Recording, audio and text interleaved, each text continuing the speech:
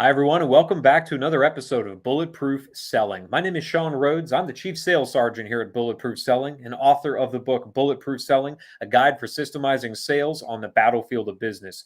Here at Bulletproof Selling, our mission and our mantra has been since day one that hope is not a sales strategy. And whether you are selling a product, a service, an idea, or an initiative, chances are hope is entering the picture a little more than you'd want it to. It didn't work for the folks that I was able to travel and fight alongside on battlefields around the world. Didn't work for the Marines, the Navy SEALs, the Green Berets. Didn't work for the Air Force pararescue people out there. It's not probably going to work for you. So if you're in business, if you're in sales, you're responsible for two things, really. It's not just selling. That's responsibility number one. You're also responsible for serving. So if for no other reason, increasing revenue is always good. Getting that bigger bonus, getting that bigger quota is always good. But we're really here to teach you how to serve more. And so since day one, we've been bringing on guests, folks that are Hall of Fame speakers, best-selling authors, folks that have helped salespeople around the world remove hope from how they operate.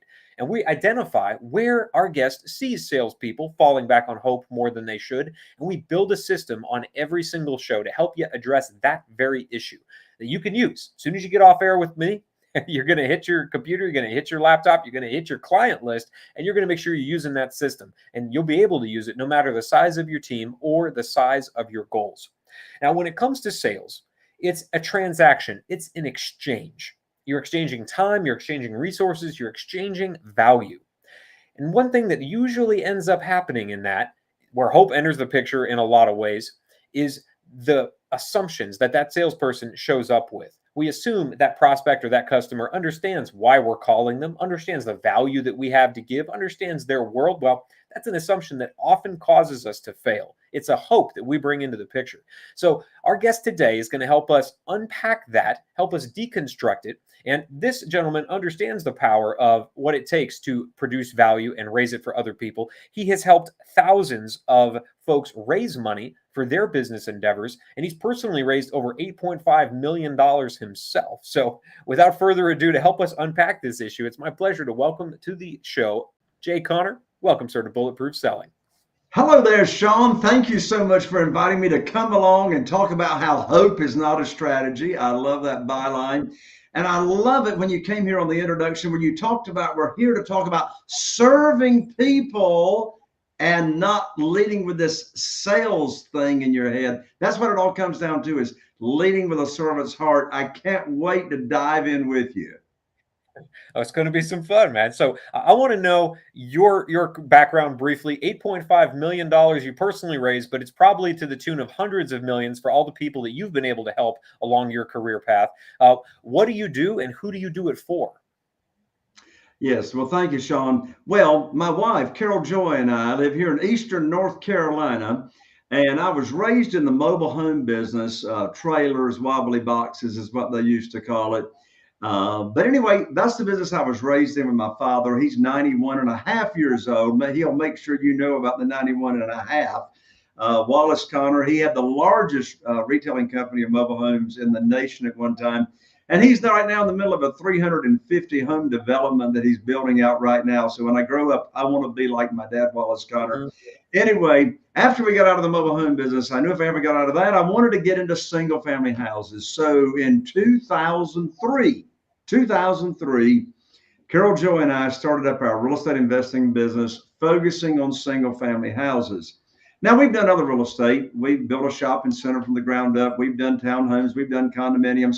But our focus has been single family houses. Well, Sean, the very first 6 years that we were in the business here in our small market, I relied on local banks to fund our deals. That's all I knew to do was go to the bank, get on my hands and knees, put my hands underneath my chin and say, please fund my deal, and raise my skirts so they could look at my personal assets and everything about myself. And then either say yay or nay or whatever. Well, that worked fine for 6 years of funding our real estate deals. But then January 2009, along with the rest of the world in the financial debacle, I lost my lines of credit at the bank. Well, God's way of delivering what I wanted was, I love the definition of coincidence, God's way of staying anonymous. I learned within a week of losing my lines of credit at the bank, I learned about private money, private lending, how individuals can actually loan money out from their investment capital and or their retirement funds and fund real estate and investors deals.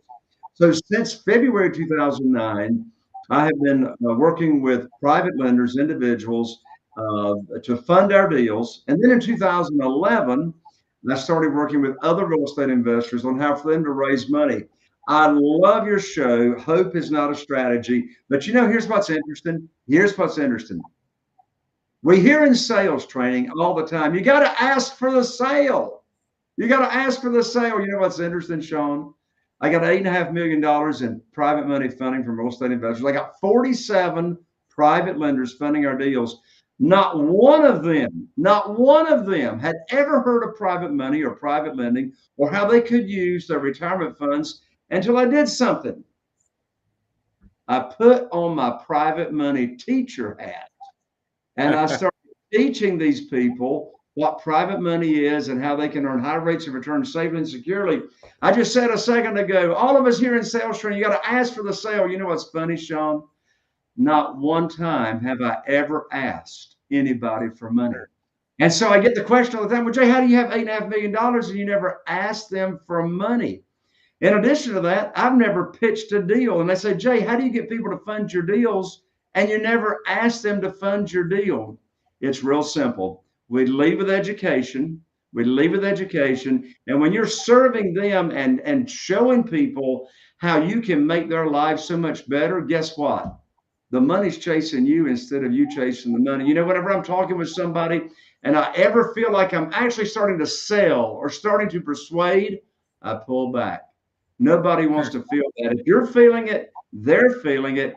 It's all about serving and showing how you can make an impact in their lives. And so with all the folks you've been able to train then, hundreds of people that you've taught to do this in business, where do you find them falling back on hope? Is it hoping that person they're talking to understands it enough that they don't have to ask for the sale? Where does hope enter the picture?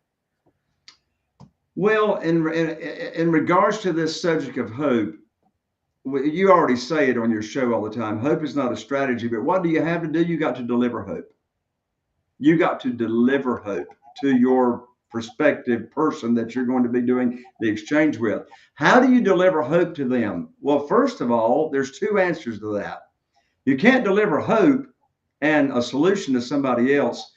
First of all, you got to have your head on straight. You got to have the right mindset, which is all about this servant's heart. But along with that, you've got to be a really, really good communicator from the standpoint, you got to understand your prospect's language. You got to understand where they are coming from. One of the biggest mistakes that I see new people, it doesn't matter what kind of sales you're in, whether you're raising private money for real estate or whatever it is that you're offering, one of the biggest mistakes I see is talking jargon, talking industry insider stuff. We know, in real estate investing, we talk about ARV all the time. Well, nobody knows what ARV is unless you tell them, which means after repaired value. We talk about Mayo all the time. Well, nobody knows what Mayo is. Well, Mayo is maximum allowable offer. And with your military background, Sean, I mean, you all got acronyms everywhere. Yeah. You got your own language that nobody understands. So in answer to your question, before communicating with a prospect, you really want to speak in language that a sixth grader, maybe third grader level can understand, and don't use jargon. So if I'm a salesperson and I think I might be having this problem, how is it going to manifest for me? Is it just going to be longer sales cycles? Is it going to be more struggles getting that second meeting? And how do I know I'm suffering from this? Because this is something that I think a lot of salespeople may be encountering, but it's tough to see the forest for the trees. Because I understand what I'm selling, I understand the value, but if I don't get you to understand it too, then we don't have a relationship. We don't have a way to do business. So how do I know I'm suffering from this as a salesperson? Well, that's a great question. Here's why. If you are a salesperson and you don't have somebody that's a lot better than you listening to your conversation, how in the world are you going to know you're screwing up? You're going to think you're doing a fantastic job, even though your sales suck and you're not getting conversions, right? So first of all, Get out of the blame, shame, and justification process, right? A lot of people are walking around, saying, hey, well, it's not my fault. You're blaming somebody. What's the economy? It's the economy. Everybody's broke. When I need a solution to my problem, the first thing I ask myself is, Jay, what did you do to attract this into your life? What did you do? Right? So, in answer to your question, how's somebody going to know if their sales are suffering?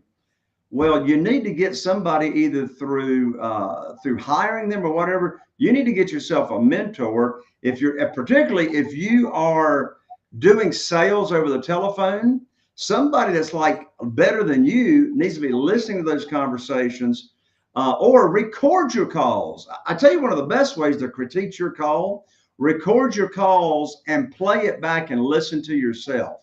Boy, is that going to be painful the very first time. But you don't know what you sound like until you actually listen to yourself. That's true. It's absolutely true. And that's something that we've been advocating for a long time here at Bulletproof Selling. I think we're going to actually end up diving into that a little later on in the show. But I want to build a system to help salespeople better understand and speak their prospects' language. Because like you said, the result of doing this is I actually don't have to ask them for the sale. Through education, through me showing them that I understand their challenges, it's a lot easier for us to establish a trusting relationship and for them to understand themselves. Oh, this person can probably help me. So in the military, every time we built a new system for our operations, helped us trim more hope away from our strategy so that we could accomplish our mission, bring everybody back home alive. In sales, every new system helps us trim hope away as well. So we use this acronym TRIM. You mentioned acronyms. Well, a simple one, TRIM. It's an easy one to remember. The T in TRIM is the trigger. So if I'm a salesperson and I want to start better understanding my prospect's language, when do I trigger this system for myself? Is it before I get on a call with them? Is it way earlier than that when I'm trying to figure out who my ICP actually is? When would you recommend as a salesperson I pull this one off the shelf and begin using it? Before you talk to anybody. In other words, don't do trial and error to figure out who your customer is. I mean, you need to know actually who that is. So how in the world do you figure out who your customer is? Well, I tell you, one of the biggest values I've gotten, Sean, is I surround myself with other people that have already been successful in my industry. One of the biggest benefits that I have gotten, Sean, is joining mastermind groups. I don't care what industry you're in.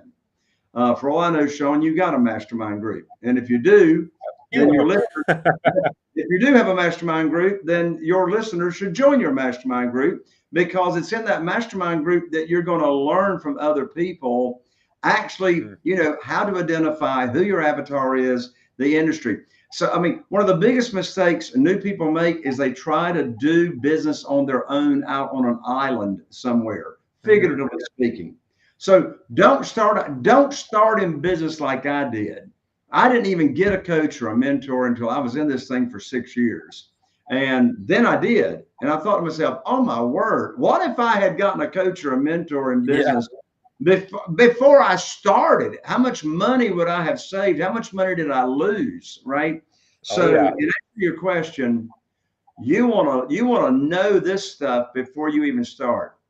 Even scripting, even phrases you use, right? Get the help, surround yourself with other people. But I said in the industry, that's not necessarily 100% correct. I love surrounding myself in other masterminds that I'm in where people are in different industries, because that are in sales. They're in sales in different industries. And so you don't have to self-pollinate yourself with all the time only around other people in your industry, because everybody in the industry, the really good ones are like sort of doing it the same way. So when you surround yourself in a mastermind group that has other industry members in it, now you can draw from those other industry principles that you can use in your own industry. Love it. Love it. So if that's our trigger then, and we'll move to the R in TRIM, which is making this a repeatable process. In the military, we're big on checklists. That way we can learn a checklist and be able to actually respond to the environment when it changes. So if I'm a salesperson and I want to better understand my prospect's language, I've done the research. I've gotten myself surrounded with people in my industry. What are those maybe 4 or 5 steps you would ask a salesperson to consistently go through to make sure they're speaking their prospect's language? Practice, practice, practice. So I'll give you an example from my industry in real estate investing. So in today's market, and for many years, most of our real estate deals has not come from listings in the multiple listing service. I'm not a realtor on purpose. I've had the same realtor on my team though for 19 years. And so most of our deals come from what we call FSBOs, another acronym for sale by owners, people that own properties that don't have their homes listed in with a realtor. So since we're going to be talking to those for sale by owners over the phone initially, how do we practice? How do we get like really good? I mean, we got the script, we know what to say. How can I practice and get rid of the fear of screwing up? Which, by the way, how do you really get good at something? You screw it up really good. That's how you get good at something. Yep. You just screw it up really good and take action regardless, right? So I'm going to give you an example in our industry as to how we get really good at screwing it up before we go live with real prospects. So what do? We practice. So here's the challenge if you're listening to this show. The challenge is what I'm getting ready to tell you. How can you apply it to your industry and your situation? So what do? We go on the for sale by owner internet websites and we call up for sale by owners that have listed their properties in other states, in other areas, not in our area where we're buying. And hey, look, they got their home for sale to start with. It's not like you're cold calling somebody, you know. Right. I was getting ready to say out of the phone book. We don't have phone books anymore, but you know what I Yeah. mean. So you're calling them up, and now you're practicing your script with a seller of a house that you're not going to buy. But now you're practicing. So I tell new real estate investors in my industry, you want to make at least 50 of those calls. And no, I don't mean 50 calls and 75% of them didn't answer. I'm talking 50 conversations, 50 conversations with actual live people that have got their house for sale. And you talk to them and you get the information and you build rapport and you get comfortable and you ask trial closing questions. And you practice clarifying questions and all that kind of stuff that bulletproof selling teaches you. And then after you've had those 50 conversations, now you start calling your local market. Okay, so have my 50 conversations that are I don't want to call them throwaways because you are learning really valuable things on those conversations. But then step 2 is I need to start calling my local market. And what are some things that I can monitor on my calls or listen to after the fact that tell me I'm speaking my prospect's language? I'm sorry, ask that question again. Yes, sir. So now I'm into my local market. I'm talking to people that are actually prospects for me. I can sell to them if they said yes today. We begin to make a deal. How can I monitor my conversations or listen to them after the fact to make sure that I am indeed speaking my prospect's language? Oh, yes. So there's an app, and forgive me, it escapes my mind right now. I actually have it among my 50 apps that are on my phone. But there's an app. You can Google it. Google app for recording calls. App for recording calls. And so what you do is you go inside the app on your smartphone and you make your outbound call from that app, and then the app within your smartphone will automatically record the call. And so if I'm recording the call, then what am I listening for? And then you're going to go back and listen to that, right? Yeah. And there's 2 questions you're going to answer as you're listening to that call. What went well? What did not go well? What can I do better next time? It's actually 3 questions. What can I do better next time? By the way, here's a side note, writer downer, which ties in, Sean, to your leading with a servant's heart belief and philosophy. And that is, it's not about reaping. This whole world of selling, it is not about reaping. It's all about sowing. Sowing. It's all about sowing. It's not about reaping. What do I mean by that? It's all about giving value. It's all about giving value. So why am I here on this show? my audience typically are real estate investors. The majority of the people here listening to this show probably are not real estate investors. But you know what? One of my heroes was Zig Ziglar. And I don't know, Mine Sean, too. I was going to say, Oh Sean, yeah. you're not old enough to remember Zig Ziglar. I got to meet him twice in person. Wow. What an amazing human being. But, of course, we all know what Zig said. Essentially, he said, you help other people get what they want. You don't have to worry about yourself. But that's what Zig, the pot pan salesman, preached for decades. And that is, so give value, give value, give value, because you know what goes around comes around. I love it. So I'm listening to what went well, what didn't, what can I do better? Now, is there something that I should be doing after the fact? So I've hung up the phone. Maybe I've even listened to my call. Is there anything else I can do? Because there probably is, which is why I want to ask you to make sure that I'm speaking the prospect's language and that I'm getting better on my next calls. Well, it's sort of like what we said a few minutes ago. Share Mm, 3 of those recordings with someone else that is better than you. And one of my favorite phrases when I'm talking with people is, and this is a great question to ask when you're not looking to sell anything, and that is, tell people, I need your help. I mean, God created us to help other people, quite frankly. That's why we're on this planet, is to help other people. And so I just call them and say, look, man, I need your help. I know you're doing a great job. You're very successful in your sales and your success, and I need your help. Would you do me a favor and listen to 3 of my phone calls and give me your feedback as to how I can improve? Because I'm all about wanting to improve. mm. Awesome. And you've actually moved right into the I in trim, which is improve. That's something that we had to do in the military to make sure we were staying up to date with the ever-changing environment. So giving your 3 calls to somebody better than you, asking for their feedback, and of course, taking action on it, making sure there's a change. Great way to improve. But now the final bit might be a little more difficult for us. I think you're going to handle it flawlessly, though. The M in trim is to measure.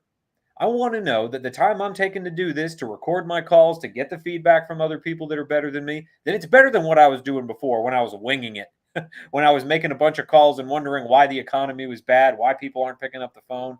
So what am I going to measure to make sure that I am speaking my prospects' language? Is it just going to be more sales? Is it going to be better engagement? More show up for my next meeting? No one's ghosting me anymore. What are the things I should be measuring? It all comes down to conversions. One thing we track and all businesses track is what's your cost per lead? What's your cost per lead? That's important to know. Like in my business, I use Facebook ads. I use 4 different companies for Google pay per lead. I use outbound callers. I use postcard campaigns. I use direct mail letters to people facing foreclosure. I've got all these different funnels and channels, and I know what my cost per lead is on each one of those coming in. But you know what? That's not the most important metrics.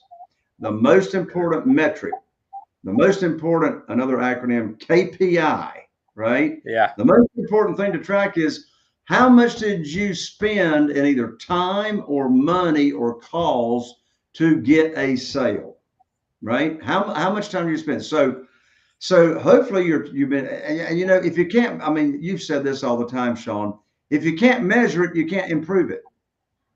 If you can't measure it, you can't improve it. So how are you going to measure your improvement? Well, here's one way you can do it that I recommend. Before you started asking for help for people to give you feedback on your calls, how many calls did you have to make? And if you don't know this, then for goodness sake, start tracking it now.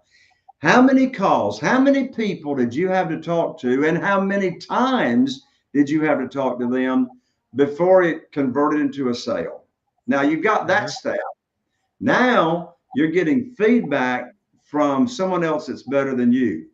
Now, the next 10 people that you talk to, are your conversions any better? Or are they converting quicker versus, how many times you had to talk to them before? So what was the before conversions? What was the after conversions after you got the feedback and the advice? That's awesome. That's a great way to measure not just gross sales, but how much better am I doing in the leading indicators now that I'm implementing the advice of people that are better than me. So, Jay, that's an end-to-end system to make sure that we're speaking the prospect's language, serving more, selling more, and of course, building better relationships along the way. For anybody out there that's interested in what you do, in making sure that one of the best appreciating assets in the world is part of your portfolio, how do people get in touch with you? Is there a website they can go to learn more about what you're doing? Absolutely, Sean. In fact, I just have started doing, and this is brand new, I've just started doing 7-day private money challenges, 7-day private money challenges. And it's like, I'm engaging right there. It's only 15 to 20 minutes per day of each video, training that I'm doing. So if anybody listening here to the show, if you want to come into my world and see how we're getting a bunch of money raised without ever asking anybody for money, then come join me at www.privatemoneychallenge.com. Privatemoneychallenge.com. I promise you, we're going to have a lot of fun. I've had a lot of fun with you on this show, sir, already. So I can promise that anything you got going on is going to be educative, informative, and I have no doubt the servant heart is part of your business model as well. For anybody watching us on YouTube right now, make sure you're hitting the subscribe button. For everybody catching the podcast on iTunes, Stitcher, Spotify, anywhere the podcast can be found, leave a review and let other folks know that hope no longer has to be part of their strategy. With the insights of folks like Jay, we can make sure that we're out there selling more and serving more. Jay, thanks for showing up today, giving back to the sales community. Let's go out there and make selling bulletproof. Thank you, Sean. God bless you.